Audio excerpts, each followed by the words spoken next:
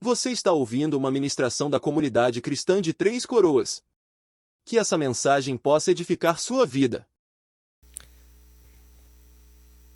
Irmãos, que alegria, né, estarmos juntos. É impressionante quando a gente olha daqui no começo do culto, a conversa, o pessoal, né, se abraçando, sorrindo. E isso eu creio que é um sintoma, né, do corpo de Cristo, da igreja, ter o prazer de estar juntos, ter o prazer de cultuarmos ao nosso Deus juntos. E então que bom que podemos estar aqui nessa manhã. Eu quero pedir para tu abrir comigo um texto em Colossenses. Essa semana eu estive trabalhando nesse texto, alguns irmãos já ouviram, então vão ouvir de novo, vão me ajudar aqui. Colossenses capítulo 1.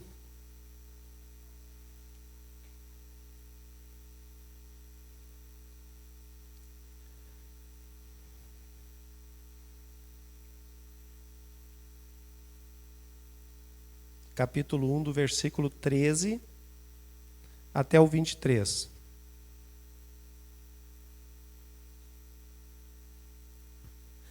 Versículo 13 ao 23. Eu passo a ler.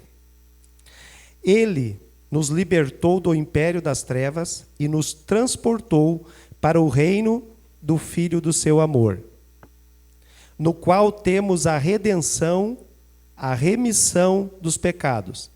Este é a imagem do Deus invisível, o primogênito de toda a criação, pois nele foram criadas todas as coisas, nos céus e sobre a terra, as visíveis e as invisíveis, sejam tronos, sejam soberanias, quer principados, quer potestades, tudo foi criado por meio dele e para ele. Ele é antes de todas as coisas, nele tudo subsiste. Ele é o cabeça do corpo da igreja. Ele é o princípio, o primogênito de entre os mortos, para em todas as coisas ter a primazia, porque aprouve a Deus que nele residisse toda a plenitude, e que, havendo feito a paz pelo sangue da sua cruz, por meio dele reconciliasse consigo mesmo todas as coisas, quer sobre a terra, quer nos céus. E a vós outros também, que outrora éreis estranhos e inimigos no entendimento pelas vossas obras malignas, agora, porém, vos reconciliou no corpo da sua carne, mediante a sua morte, para apresentar-vos perante ele santos, inculpáveis e irrepreensíveis, se é que permaneceis na fé, alicerçados e firmes, não vos deixando afastar da esperança do evangelho que ouviste e que foi pregado a toda criatura debaixo do céu, e do qual eu, Paulo, me tornei ministro. Agora vai para o capítulo 2, talvez na mesma página, ou na seguinte, capítulo 2, no versículo 4 em diante. Assim digo, para que ninguém vos engane com raciocínio falazes. Pois, embora ausente quanto ao corpo, contudo em espírito estou convosco, alegrando-me e verificando a vossa boa ordem e a firmeza da vossa fé em Cristo. Ora, como recebeste Cristo Jesus, o Senhor, assim andai nele, nele radicados, edificados e confirmados na fé, tal como foste instruído, crescendo em ações de graça. Pai querido, nós queremos, como falei antes, estar aos teus pés agora, Pai, pedindo que a tua revelação venha sobre a nossa vida, Senhor, que o teu Santo Espírito ministre aqui a tua vontade, o teu querer, nós trazendo clareza da tua palavra e apontando a direção para a tua igreja aqui reunida, Pai, em nome de Jesus. Amém. Irmãos, eu quero, assim, com essa palavra, trazer fundamentos sobre a suficiência de Cristo. Vou mais para trás aqui, senão não enxergo a todos. Porque eu entendo que se a nossa visão sobre Cristo estiver correta, nós vamos viver uma vida que agrada a Deus. Vivendo de maneira com o desejo dele, com a palavra dele. Mas se a nossa visão de Cristo ela estiver distorcida, nós vamos, infelizmente, ter uma vida distorcida daquilo que Deus quer. E o que permeia toda a carta de Colossenses, se nós olharmos, é Paulo trazendo para a igreja que Cristo era suficiente. Para todas as coisas. Ele era suficiente. Então, por que Paulo traz isso? Porque, na época, tinha heresias e ensinos diferentes daquilo que Cristo deixou. E hoje também tem ensinos, né? Mundo afora, e talvez muito perto de nós, diferente do que a palavra diz. Então, o que Paulo faz? Ele pega e traz algum meio que puxão de orelha, mas ensino sobre o fundamento principal, que é Cristo. O que estava entrando na época? Assim, eu vou só dar uma pinceladinha rápido aqui, só um tópico de cada um. Por exemplo, o gnosticismo era muito forte. Mesmo que o Paulo escreveu essa carta aí nos anos 61, 62, mais ou menos, de Roma, então já tinha se passado 28 anos, mais ou menos, que Jesus tinha morrido e ressuscitado. Então já era tempo de algumas coisas estar se manifestando, infelizmente. O que os gnósticos eles enfatizavam principalmente? Que é uma teoria que a salvação, às vezes, poderia se alcançar com muito conhecimento. E era uma coisa de poucos. Isso aqui é só um tópicozinho de alguma das coisas dos gnósticos. Tinha os legalistas, que eles queriam agregar mérito à salvação. Né? Eles queriam dizer que tinha que fazer alguma coisa para ser salvo. E disso aí entrava muito o judaísmo. Nesse contexto também apoiando essa ideia. Mesmo que todo o ensino, né, tudo que eles viram de Cristo, que a salvação é pela graça mediante a fé. Eles traziam que precisava algum mérito. Tinha os místicos, né, o misticismo, que eles entendiam que precisava tipo um autoflagelo, que precisava mortificar a carne. Que hoje se vê ainda, né, pessoas que às vezes eles batem em si mesmo, né, para achar que com isso vão ser mais espirituais. Tinha também os ascéticos, né, o asceticismo, aqueles que criam que a abstinência de algumas coisas, e aqui eles não estavam falando de jejum, às vezes era sono, o que não comer, o que não beber, o que não fazer, também ia trazer uma espiritualidade maior. Então, o que é que Paulo faz? Paulo, ele escreve essa carta trazendo um ensino para isso. Qual é a resposta de Paulo para aquilo que estava ocorrendo?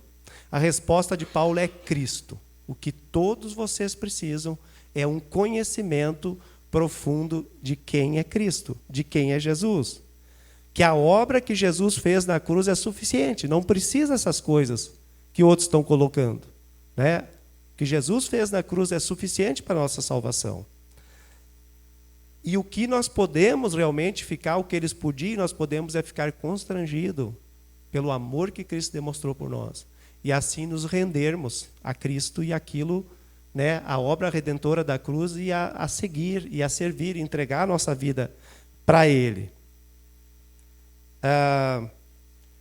Eu sempre vejo assim da importância de fundamentos, né, na nossa vida. Tudo eu vejo que para ser durável, ele precisa de fundamentos. Talvez alguém aqui que entende, ou até foi construtor, ou um prédio. Quanto mais alto, mais fundamento. Precisa. De repente, tu olha, né, um prédio não cresce, diz, mas os caras estão trabalhando, não vejo nada. Mas estão trabalhando muito, passa 1 mês, 2 meses, às vezes 1 ano, porque estão fazendo um bom fundamento. À medida que o fundamento está pronto, aí os tijolos, rapidamente, eles crescem, porque o fundamento é necessário. Assim, se a gente vê uma árvore alta, ela precisa de boas raízes para se manter. Por quê? Porque vai vir tempestades, vai vir ventos, vai vir chuvarada, então precisa de fundamentos. E Paulo, ele vai trazer isso nesse texto, né? Dizendo como precisava olhar para Cristo, como precisava ser fundamentado em Cristo. Porque eu, quando falo esse texto, normalmente eu lembro de um ditado, que muitos dizem em algumas ocasiões, olha, chegar lá não é tão difícil, difícil é permanecer lá. Né? E algumas coisas, às vezes, uma situação lá, uma empresa está numa posição boa, mas quanto tempo vai permanecer? Um time de futebol está lá em alta, vai permanecer? Irmãos, talvez cada um de nós hoje podemos olhar para trás e ver quantos andaram junto conosco. E quantos estão hoje?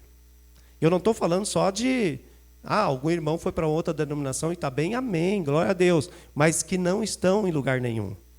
Então, tipo assim, chegaram lá, reconheceram o senhorio de Cristo, mas por algum motivo desistiram. Por quê? Eu creio, irmãos, que aí provavelmente faltou fundamentos, alicerces. Fundamentos em relação de receber de Deus, em relação de receber da igreja. Provar o corpo de Cristo. Desfrutar do corpo de Cristo. Né? Ou, de repente, entenderam que todo dia era só bênção, era só festa, né? De Deus, e, de repente, quando veio as provações, quando veio as tempestades, desistiram. Eu brinco assim que não é todo dia que é picanha, né? Tem dia que é feijão e arroz, um ovo frito, né? Ou até jejum. Então não é todo dia que é como a gente até gostaria que fosse, né? E Paulo ele começa falando, irmãos, desse texto aí que nós fomos tirados do império das trevas, das mãos do inimigo, e fomos colocados no reino do Filho do seu amor. Isso é muito importante, irmãos, nós sabermos e vivermos. Essa é a posição que cada um que recebeu Jesus como Senhor está, no reino do Filho do seu amor. Nós estamos em Cristo. Caia raio para qualquer lado, lembre disso, você está em Cristo. Amém? Essa é a posição. Nós fomos tirados do império de escuridão, de trevas, e fomos colocados no reino de Cristo. Então ele abre falando isso. E ele continua falando que nós temos a redenção nele, a remissão dos nossos pecados, que toda a criação, ele é a imagem do Deus invisível. Sabe, quando a gente olha para o Antigo Testamento, quando não se podia ver Deus, quando Moisés deu uma espiadinha assim pelas costas, Jesus veio para que nele fosse reconhecido a imagem de Deus invisível. Ele era a imagem de Deus invisível. Em todos os sentidos, né? Da bondade, de não ter pecado, do amor por todos nós. Ele representou, ele era exatamente Deus ali. Era homem, mas era Deus. Então, por isso que eu entendo quando João diz assim, aquilo que as nossas mãos tocaram, apalparam, o verbo da vida. Né? Pode perceber depois. Então, Paulo vai trazendo isso ali. Ele é antes de todas as coisas. Ele criou todas as coisas. Pode ver, irmãos, que Paulo escreveu isso nos anos 60, 61. João escreveu o evangelho dele, provavelmente, segundo os historiadores, nos anos 90. E João e Paulo, eles, pelos relatos, não tiveram muito contato. Paulo, talvez quando Paulo foi a Jerusalém, aquele pouquinho, mas depois Paulo seguiu outro caminho, evangelizando. Né? E se olhar o início do evangelho de João, ele fala exatamente essas coisas, né? Porque no início era o verbo, e o verbo era Deus, e o verbo estava com Deus, e todas as coisas foram feitas por intermédio dele, e sem ele nada do que foi feito se fez. O que é que Paulo está dizendo aqui? Que ele criou todas as coisas, ele é antes de todas as coisas. É importante, para mim foi importante, eu gosto de frisar, de nós vermos por um bom tempo, mesmo depois de convertido, irmãos, eu não tinha a revelação de Jesus antes da fundação do mundo. Eu tinha entregado minha vida a Cristo, mas eu via Jesus ali nasceu ali a partir de Maria. Então eu vejo que isso como perdia a grandeza de olhar Cristo lá fundando todas as coisas. Né? Depois que eu vim aprender na palavra, que ele estava lá formando. que nós fomos escolhidos nele antes da fundação do mundo. Então é tão tremendo ver isso que Paulo está trazendo também. Isso nos mostra mais e mais a grandeza daquele que criou todas as coisas morrer na cruz por nós, né? Pagar o preço do nosso pecado. Ele está dizendo, ele é o cabeça da igreja. Quer dizer, não são homens que são cabeça da igreja, né? Então, de todas as igrejas, todos os cristãos do mundo, existe um cabeça. Irmãos, existe uma igreja. Isso é importante, nós não deixarmos enganar. Que, existe lá, mas eu não gosto. Irmãos, se ele aceitou Jesus, ele é irmão nosso. Assim como tem coisas que talvez outros não gostem de nós, mas ele sempre vai ser o cabeça da igreja. E nós sempre seremos filho de Deus. Somos uma única igreja. Então, porque ele diz, é o cabeça da igreja. Não é das assembleias, não é dos batistas, não é da comunidade, não é o cabeça de toda a igreja dele. É trazendo com clareza isso ali para eles, que por sua morte, com seu sangue na cruz, ele conquistou, né, essa oportunidade de reconciliar o homem com Deus. Por quê? Porque antes disso, o pecado separava, nós nascemos no pecado. E a gente sabe no Antigo Testamento como é que pagava pecado, né? Era fazendo oferta de animais, né? De pomba, de ovelha, de boi. Se eu brinquei com os irmãos, se eu fosse daquela época, certo, tinha que levar um boi cada vez, né? Se era na proporção que era. Mas ele pagou porque foi o único sacrifício que foi aceitável, que correspondeu à santidade de Deus. E por isso, depois daquilo ali, não precisou mais sacrifício, né? O único que precisa é aquilo que João escreveu lá. Mas todos aqueles que creram, deu-lhes o poder de serem feitos filhos de Deus. A saber, os que creem no seu nome, né? Todos aqueles que conheceram, que se entregaram, que creram na obra que ele fez na cruz. E tudo isso Paulo vai trazendo ali, que foi no derramar do sangue dele que ele cumpriu as exigências da santidade de Deus. Porque lá em Levíticos 17, onde dizia, declara que o pecado não pode ser perdoado sem derramamento de sangue. Então, Jesus, ele precisou fazer isso. E ele nos reconciliou, e ele vai trazendo ali, e a gente percebe que havia um objetivo de nos entregar a Deus, nos apresentar santos, irrepreensíveis a Deus, inculpáveis. E santos, irmãos, a palavra nos traz muito sobre isso, né? A santidade, ela começa no dia que nós demos um sim, e ela vai até o último fôlego aqui nós. Nós vamos precisar e desejar estar buscando santidade. Desejar sermos mais parecidos com o Senhor. Porque Hebreus 12, 14 diz assim, segui a paz com todos e a santidade sem a qual ninguém verá a Deus. Aí você vai dizer, mas você continua pecando, é verdade. Mas a tendência, irmãos, é que cada vez nós pecamos menos. Eu entendo assim, indo para um extremo. Alguém que era um assassino, matou 1, 2, 3, 4. Ele se converte, ele não vai mais matar ninguém. Agora, é provável que ele ainda vai fazer algumas mentiras. É provável que ele vai ser tentado em algumas áreas. Com certeza. Entende? Mas ele vai melhorando. Assim é a nossa vida. Cada um de nós, se nós olhar para trás do dia que nos convertemos até hoje, irmãos, com certeza nós melhoramos muito por causa da vida de Cristo em nós. Amém? E vamos continuar melhorando. Então ele diz, isso ali para apresentar-vos santos, irrepreensíveis, né? Inculpáveis. Esse inculpáveis ali tem um sentido de sem mancha. Era a mesma palavra que eles usavam para os cordeiros, para sacrifício, para os animais que traziam, que não tinham defeito.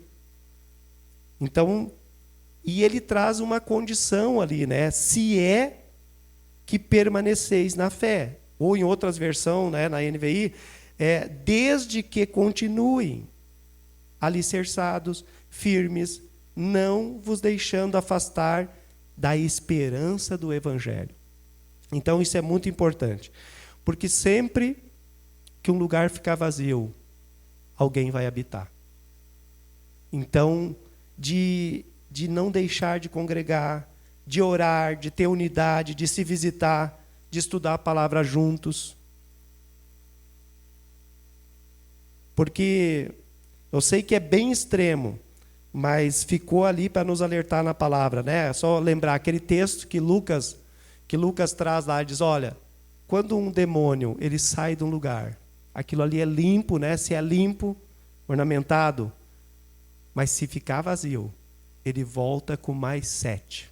E o estado vai ser pior que o primeiro. Então, é importante, irmãos, continuar enchendo completamente a vida de Cristo. A vida de Cristo em nós.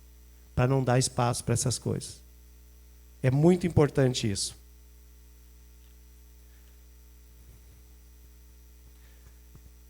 E eu quero ir um pouquinho agora no capítulo 2, ali onde lemos, do 4 em diante, né? É que ele continua fazendo algumas advertências, né? Para não se render aos mestres que diminuíam a importância da pessoa de Cristo. E, irmãos, hoje tem muito isso. Tem muitas promessas que não é aquilo que Cristo prometeu. Então, sempre eu creio que vale a pena a gente ser alertado, a gente alertar, para não deixarmos ser enganados. E eu vejo a importância ali, o Paulo diz, mesmo eu ausente, mas em espírito eu estou presente. Agora vamos imaginar, naquela época, para ir alguém de Colosso a Roma, talvez ia levar 1 ano. Esperar navio, pegar navio no outro lugar. Às vezes tinham que, quando chegava o inverno, o navio já não ia, né? Porque não era um grande navio. E daí Paulo está lá. Mas ele diz que mesmo ausente, ele tinha toda preocupação. E isso eu vejo assim, irmãos, nisso de Paulo, trazer para nós hoje, igreja, todos nós, irmãos, corpo de Cristo é algo comprometido. Sabe? De estar preocupado. Preocupado assim no bom sentido, de que estejam bem, de que estejam vivendo a vida de Cristo. Eu acho assim maravilhoso quando alguém se preocupa conosco. Não é legal tu ver alguém liga para ti, como é que tá? Soube que estava doente, tá legal? Tá com problema lá, tal, como é que tá o filho? Eu entendo que faz toda a diferença para os filhos quando um pai e mãe se preocupam com ele, oram por ele. Tem uma prova para fazer? Então ali, filho, vai ser bênção. Tu estudou, sabe, Deus está contigo. E tu está dizendo verdades para eles, tu está motivando eles. Nós estamos contigo, né? O nosso desejo também. Sabe, assim eu vejo Paulo, ele dizendo, mesmo ausente, eu estou aí. Eu não quero que vocês caiam nessa cilada. Eu não quero que você se dê mal. Eu não quero que você se afaste do Deus Todo-Poderoso. Eu não quero que vocês deixem se enganar que Cristo não é o suficiente para tudo que vocês precisam. E então, irmãos, ainda hoje eu vejo, quando alguém liga para a gente, não deixe se enganar às vezes. Alguém quer se meter na minha vida. Dê graças a Deus porque alguém se preocupa contigo. Amém? Porque com certeza Ele te ama para fazer isso. Né? É tão bom que alguém liga, e se ligar 10, 20, melhor ainda, irmãos. Sabe? É porque eles te amam, é porque alguém está interessado que tu esteja bem. Assim eu vejo Paulo. A distância que era, ele interessado, ele buscou de Deus, o cara na prisão orando, escreve essa carta que chega até nós hoje, né? Trazendo a direção de Deus, que Cristo é suficiente. Que não precisa nada mais além de Cristo para ser salvo. É muito importante isso. Talvez nós, assim, que alguns já nasceram com essa visão clara, é tranquilo. Mas, irmãos, eu não nasci assim. Eu nasci sendo ensinado que várias outras coisas levavam à salvação. Então, veja bem, mais ou menos como eles estavam ali. Talvez alguns de vocês também. Não era só Cristo. Tu podia orar para algum outro, que também era considerado santo e também ia te fazer contato com Deus. ia te encaminhar para Deus. Então, talvez para os mais novos, felizmente, aqueles nasceram e cresceram num ambiente que já aprenderam desde que começaram a falar que só Jesus é o caminho, a verdade e a vida. Só há um Salvador, né? Só há um nome que importa que sejam salvos, mas não é a realidade de todos. E não era a realidade de todos naquela época. Então, Paulo precisava trazer esse ensino. E ele continua, ora, como você recebeste a Cristo, vivam, estejam nele assim, porque ele disse, Epáfras, o cara que ensinou eles, ele fala no versículo 1, 7, ele diz assim, ó, segundo foste instruído por Epáfras, nosso amado conservo, e quanto a vós outros, fiel ministro de Cristo. Era alguém muito precioso, de toda a confiança de Paulo, que ele sabia que ele tinha dado a palavra correta para eles, né? A palavra verdadeira. E daí ele fala nele, em Cristo, né, no 2,7, que lemos radicados, edificados, confirmados na fé, tal como fossem instruídos. Crescendo em ações de graça. Novamente nós vemos assim, Paulo volta a alertar a necessidade de estarem edificados, arraigados, confirmados em Cristo, com firmes fundamentos em Cristo. Arraigamento, né, é algo já mais profundo assim, é um maior envolvimento, um arraigamento. Eu creio que é algo assim como ir adquirindo as qualidades de Cristo na nossa vida, sendo cada dia nós nos tornando mais parecidos com Cristo.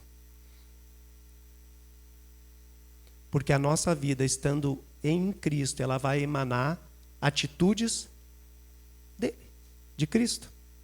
Atividades que nós vamos fazer vai apontar para Cristo.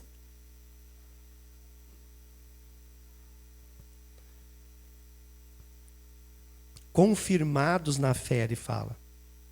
Irmãos, porque sempre vai ter, por exemplo, vai ter assédios do mundo, né? Toda a estrutura que nos rodeia aí afora vai ter assédios.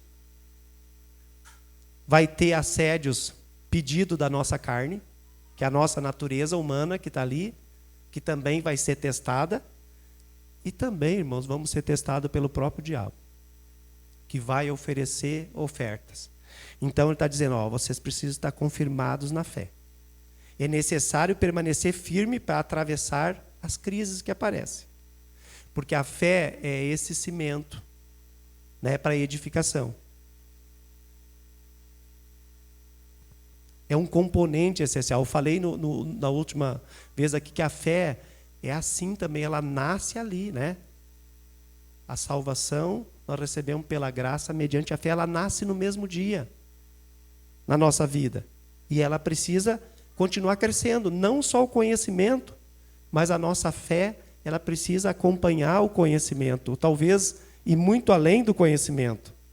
Tiago 11,6 diz assim, ó, de fato, sem fé é impossível agradar a Deus, porquanto é necessário que aquele que se aproxima de Deus creia que ele existe e que se torne galardeador dos que o buscam.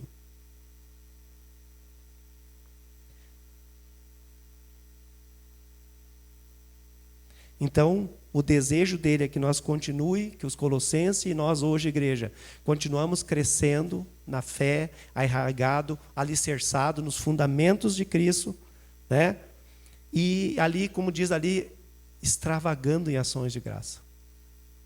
Irmãos, nós, o povo cristão, nós temos todos os motivos para termos gratidão, para termos um sorriso no rosto. Embora que não seja todo dia, mas tu imagina só. Vamos olhar assim, ó, 3 pontos rápidos, só queria citar aqui. É só olhar de onde é que você e eu saímos, do império das trevas. É só nós olharmos que preço foi pago para isso. O Filho de Deus, o que criou todas as coisas, o Todo-Poderoso, morreu no teu e no meu lugar na cruz. 3º ponto. Para onde é que nós vamos, irmãos? Na casa do Pai há muitas moradas. Jesus está preparando o lugar. Então, olhando isso aí, nós não precisamos viver uma vida carrancuda, uma vida de reclamações, porque Jesus não viveu assim. E nós estamos falando que quanto mais nós recebemos de Cristo, quanto mais arraigados, quanto mais nós vivemos a palavra mais parecido com Ele, então nós vamos viver uma vida de gratidão a Deus, como Ele sempre teve, uma vida de alegria, uma vida que mesmo quando vem os desertos, mesmo quando vem as provações, nós estamos em Cristo. Como Ele resistiu? Como Ele disse, no mundo passais provações. Não se preocupe, Ele disse, eu venci o mundo. O que Ele está dizendo? Eu já venci. Então vocês estão em mim, também vão vencer. Então é importante isso, irmãos, nós estarmos cheios de gratidão no nosso coração. Nós vivermos uma vida cheia de gratidão. Porque há motivos para isso, irmãos. E eu quero fechar esse tempo aqui, essa palavra. Talvez você diga assim, mas como é que nos alicerçamos? Qual é o jeito melhor? O que é que até se autoavaliar, o que é que eu estou fazendo? E eu entendo, irmãos, que o primeiro passo para isso é nós recebermos direto de Deus, a vertical. Isso não há como, tipo assim, nós transferirmos isso para outro. Nós precisamos ter tempo com Deus, cada um de nós. Nós precisamos separar um tempo para nós sermos ministrados por Deus, para nós recebermos o que Deus tem.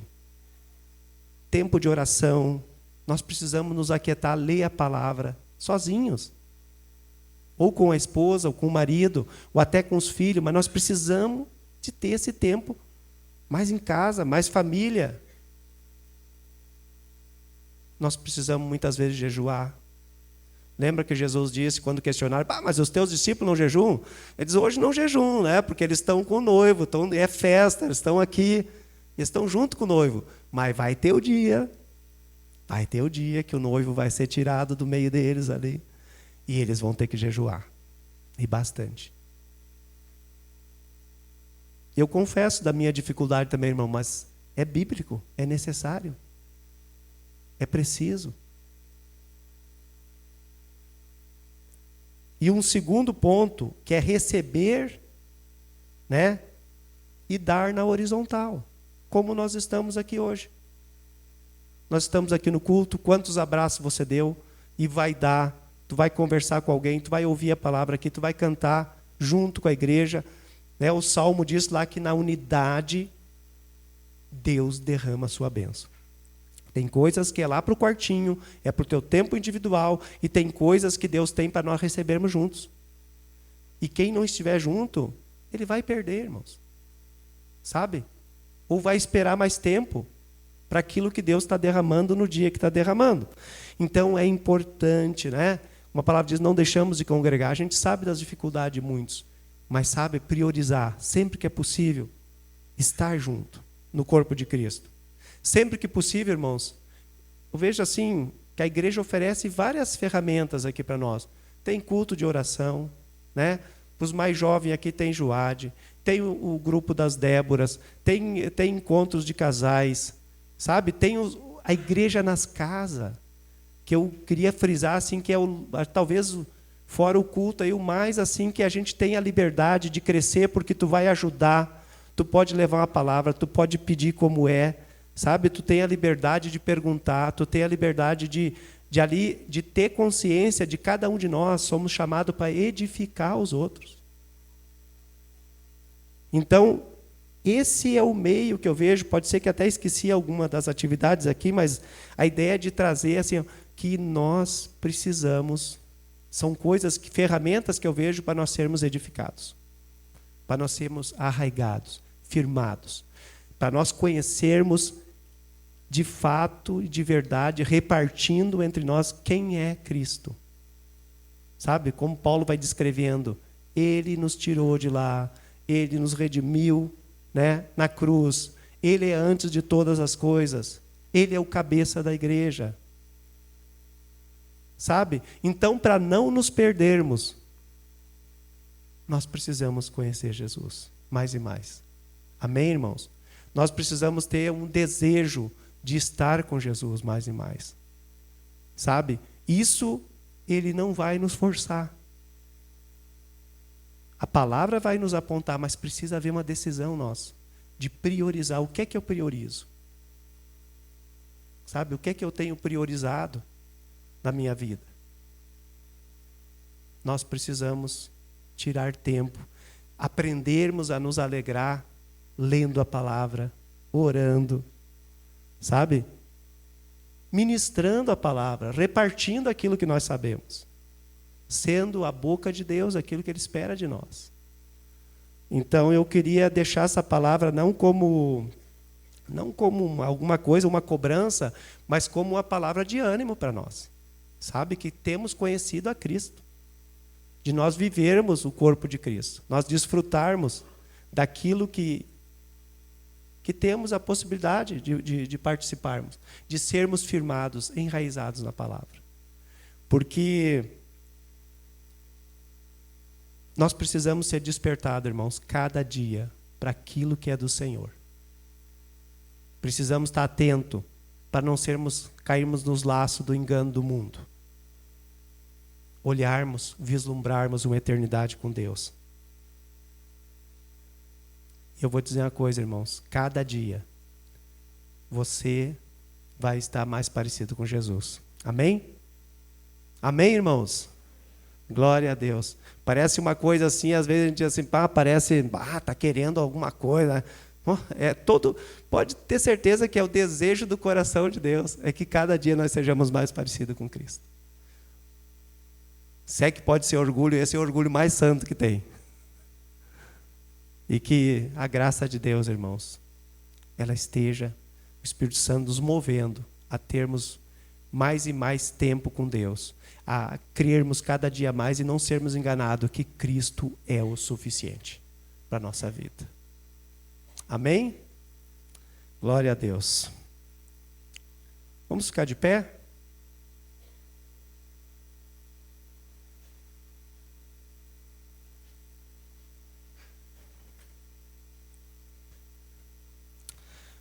Pai, nós queremos entregar o que ouvimos, o que lemos da Tua palavra, que é verdadeira, Senhor, diante de Ti, Senhor. E pedir que a realidade, a vontade do Teu coração venha sobre nós como igreja, Senhor. Venha acontecer em nossas vidas. Pai, talvez muitos aqui tenham lutado com o tempo contigo, de se aquietar na Tua presença, Senhor. Há tantas coisas ao redor de nós e sempre vai ter, Senhor. Mas nós queremos ser edificados na Tua palavra. Nós queremos ser ministrados pelo Teu Santo Espírito. Nós queremos, Pai, de todo o coração, ter raízes profundas contigo, Senhor. Para agradar a Ti, para fazermos a Tua vontade, para sermos usados por Ti nesse tempo, na nossa geração, Senhor. Então, Pai, vem, ministra na nossa vida, Senhor. Ministra a Tua vontade, ministra o Teu querer, Senhor. E queremos dizer aqui, Pai, faz Tua vontade sobre nós, Senhor. Revela o Teu querer, revela a Tua palavra quando abrimos, Senhor. Revela, Senhor. Não nos deixa sermos enganados por doutrinas falsas, por pensamentos falsos, Senhor, porque nós queremos beber direto de Ti, Senhor. Nós queremos que o nosso coração, nossa mente seja preenchido totalmente com aquilo que é Teu, Senhor, com a Tua vida em nós. Que de nós, pela Tua vida, venha jorrar, Senhor, rios de águas vivas. E outros possam beber dele também, Senhor. Ser alimentados pela Tua vida, através da nossa vida. Para a honra e glória do Teu nome, Senhor, em nome de Jesus. Amém.